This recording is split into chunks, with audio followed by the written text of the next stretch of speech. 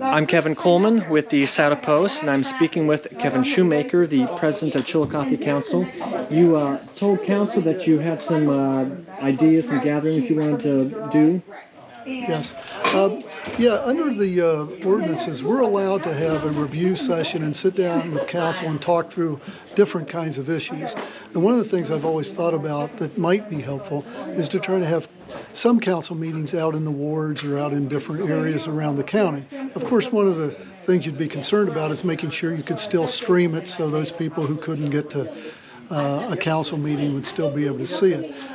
Also, at least one council person has wondered about why we're doing these at 7 o'clock and whether it might work better if we were earlier at 6 o'clock. Well, that might affect some people positively and some negatively, and that's why I want to have a review session, talk through all these issues and make sure all of our procedures are essentially the same for every committee. We do it the same way so that we make sure there's consistency for the public when they look at documents and see things.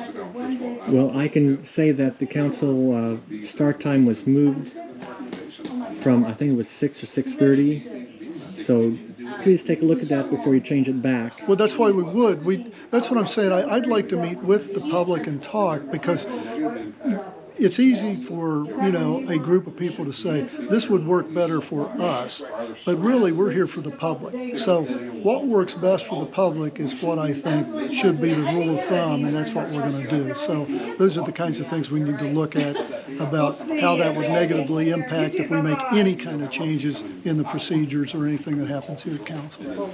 And you had mentioned working with veteran members and new members and sort of smoothing transition, I think. Yes. At this point, they're looking at all the documents that I've seen. There's not a consistency that I'd like to see. So one committee might record things one way and another committee might record things another way, so that it just raises questions in the public's mind if somebody looks at those two documents and says, why are these different? Well, we ought to have an explanation for that, and we ought to know why we do things that we're doing. So I guess it's the lawyer in me that says we ought to make things consistent so that everything works the same way, and we can run it by the law director, mayor, and by the auditor, and make sure we're not causing greater problems for them.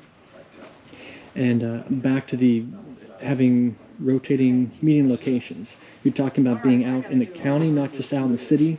No, it would be in the city, the ward meetings. But for example, if we were to have a meeting at OUC, maybe there's a place there where you could stream those and you could have a meeting and more members of the public in that area could be there, or down in the east end to try to find some place where we could go there. Like a transit? Like a transit, someplace like that where it makes it easier for people to actually get there physically to watch the meetings.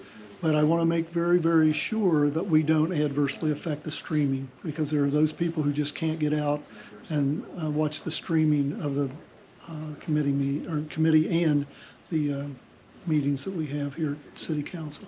So sort of following the footsteps of the mayor's rotating meeting. That's correct. Okay. And you recommended getting the city ready for America 250.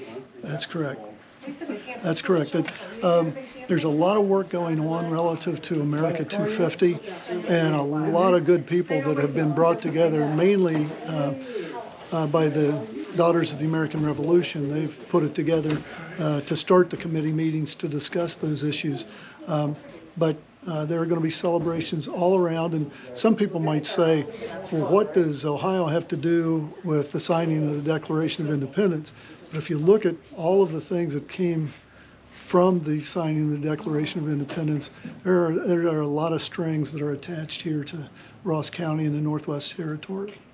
And some of us are old enough to remember the 200th. The 200th, and quite frankly, I think those kinds of celebrations are important to let young people know that history is important, and to look at it not from the standpoint of that's an old story about something, but to look at it and learn the lessons that can be applied to the future. So I think it's really, really important. Well, that's one of the important things about history, learning from it so you don't repeat it. Absolutely. If you don't do that, then it's just it's a fantasy in a book that you're reading and not learning anything.